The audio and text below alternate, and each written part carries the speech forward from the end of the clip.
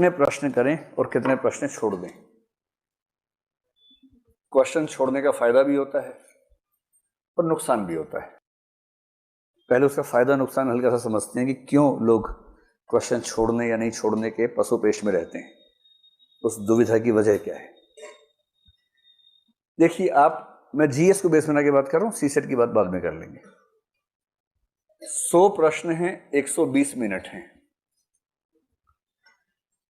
जो व्यक्ति 100 के 100 प्रश्न करेगा उसको 1.2 मिनट्स यानी कि 72 सेकंड उसको एक प्रश्न अटेम्प्ट करने के लिए मिलेंगे। मान लीजिए किसी कारण से उसने तय किया कि मैं 100 प्रश्न करूंगा ही नहीं, मैं 80 ही प्रश्न करूंगा, बस 20 को हाथ ही नहीं लगाऊंगा। उसको एक प्रश्न के लिए 1.5 मिनट मिल गया। और जब उसको 1.5 मिनट मिलेगा तो स्वाभाविक है कि उसको प्रश्न को पढ़ने के लिए, सोचने के लिए, उत्तर को मैच करने के लिए समय ज्यादा मिला। और हो सकता है कि इस वजह से उसके 5-7 सवाल वो ठीक हो जाएं जो 100 करने के चक्कर में गलत हो जाते हैं। इसलिए कई लोग स्ट्रेटेजिकली कम प्रश्न करते हैं कि इतने करूंगा उतने ठीक कर दूंगा, बस ज्यादा करने के दबाव में रहना ही नहीं है। तो एक फैक्टर तो हो गया रीडिंग स्पीड। आपकी किसी प्रश्न को पढ़ने की स्पीड कितनी है, उससे आप तय करें कि आप कितने प्रश्न करना चाहते हैं अटेम्प्ट। एक दूसरा फैक्टर बहुत महत्वपूर्ण है और दूसरा फैक्टर है तुक्का लगाने की क्षमता। इसमें हंसी आती है पर दरअसल ये बड़ी गंभीर बात है। हंसी आपको तुक्का शब्द से आ रही है, दरअसल मैं बताना चाह रहा हूं कि तुक्का बहुत वैज्ञानिक वस्तु है। तुक्का बहुत यादृच्छिक या आर्बिट्रेरी मामला नहीं है, बहुत वैज्ञानिक चीज है। चलिए हम समझने का प्रयास करें। जैसे जनरल कैटेगरी में मान लीजिए कि आप एग्जाम दे रहे हैं और आपको 110 या 112 मान लेते हैं, 56 प्रश्न आपके ठीक होने चाहिए। आपका स्कोर 112 हुआ और आप प्रीलिम्स में क्वालिफाई हो गए, ठीक है। अब 56 प्रश्न आपके सही हैं, इसका मतलब है नेगेटिव मार्किंग हटाने के बाद इतने सही हैं। जो यूपीएससी का नेगेटिव मार्किंग का तरीका है वो बड़ा ही सिस्टमैटिक तरीका है। नेगेटिव मार्किंग का मेथड संक्षेप में समझ लें, बहुत वैज्ञानिक है। उसका फायदा क्या है, नुकसान क्या है, दोनों बातें स्पष्ट होनी चाहिए। मेरी जनरल सलाह ये है कि तुक्का जम के लगाइएगा परीक्षा में, लेकिन मैं उस सलाह पे आने से पहले वजह समझाना चाह रहा हूं आपको। और ये सलाह सबको नहीं है, किसको नहीं है ये आपको खुद जज करना है अभी की बात सुनने के बाद। जनरल सलाह यही है।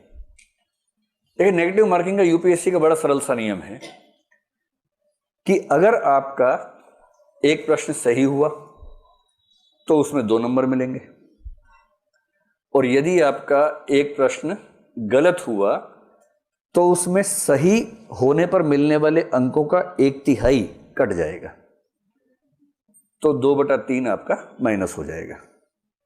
2/3 का सरल सा मतलब क्या हुआ, कितना हो जाएगा, 0.66 नंबर आपके कट जाएंगे। अब इस तरह से बात समझना मुश्किल लगता है, इसको हम सरल भाषा में समझते हैं।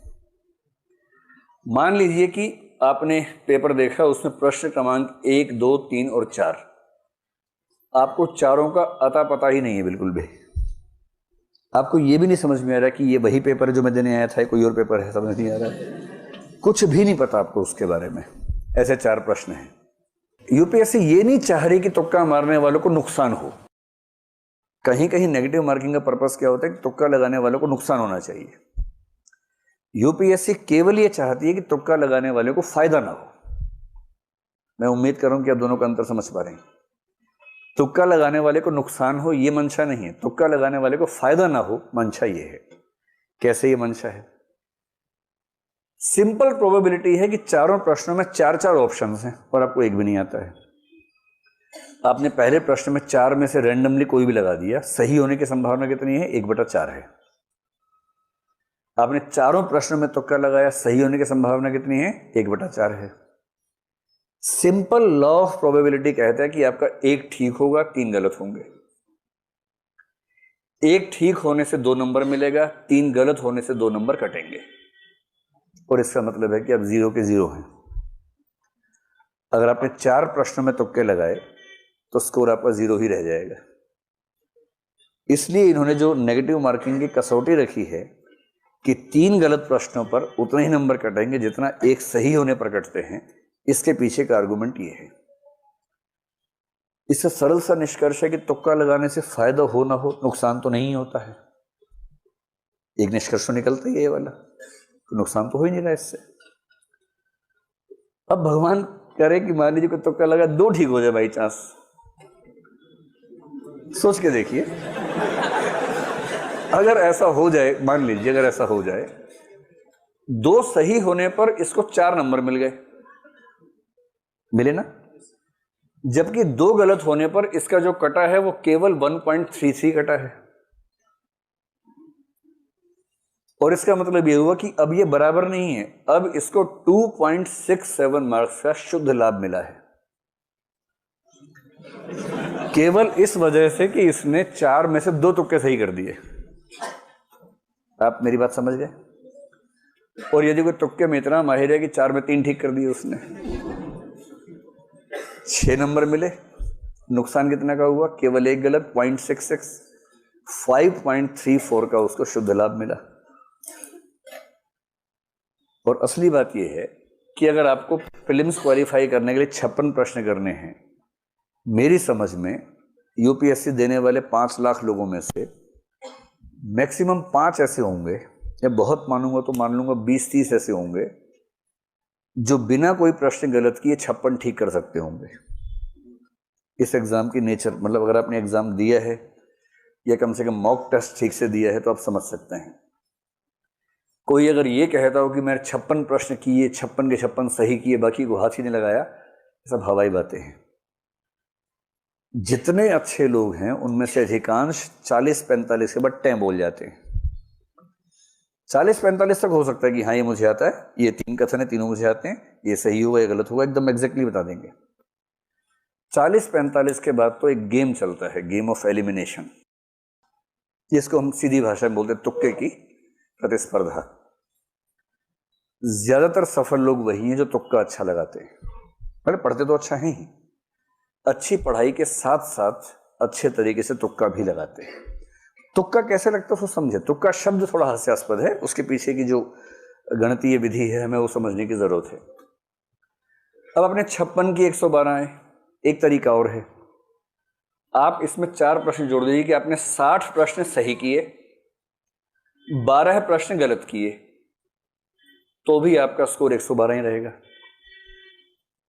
कितना सरल है। अगर 56 प्रश्नों से 112 मिले, आपने 4 ज्यादा सही कर दिए और 12 गलत कर दिए, 4 सही से आपको उतने नंबर मिलेंगे जितने 12 गलत होने से कटेंगे, आपका स्कोर उतना का उतना रहेगा। इसका और भी तरीका हो सकता है, आपने 65 प्रश्न सही किए और आपको 30 प्रश्न 30 गलत करने का ऑप्शन मिलेगा। 56 चाहिए ना, नहीं 27 प्रश्न गलत करने का विकल्प आपको मिल गया और उसके बाद भी आपका स्कोर कितना है? 112 है। मैं दावे से कह रहा हूं कि अगर कोई कहता है कि मैं 56 ही करूंगा और 56 ठीक कर दूंगा, तो वो या तो झूठ बोल रहा है या मजाक बना रहा है। वो दरअसल इनमें से कोई ना कोई ट्रिक चुनेगा कि 60 सही करने हैं, 12 गलत करने हैं। मतलब गलत करने हैं ऐसे नहीं, गलत हो जाए तो कोई बात नहीं, सही करने तो पर्पस हो सकता है, गलत करने का पर्पस होगा। 65 सही करूंगा, 27 गलत हो, 92 हो गए, 8 प्रश्न छोड़ दूंगा। ये एक अच्छी अप्रोच हो सकती है। अब इस लेवल पर आकर मैं आपको एक निष्कर्ष समझाने का प्रयास करता हूं। मेरी सामान्य राय, जिस पर अभी आपको काम करना है अपने स्तर पर, क्योंकि हर व्यक्ति के लिए एक समान दवाई काम नहीं करती है, बीमारियां अलग अलग हैं, दवाइयां अलग अलग ही होंगी। सामान्य राय में बता रहा हूं, सामान्यतः कम से कम 80 से 90 के बीच में प्रश्न अटेम्प्ट कीजिएगा। इससे कम करेंगे तो ज्यादा संभावना है कि प्रीलिम्स नहीं होगा। और इसका सीधा सा मतलब है कि छोड़ने का मामला लगभग 10 प्रश्नों पर ही होगा कि 10 को आपने छोड़ दिया।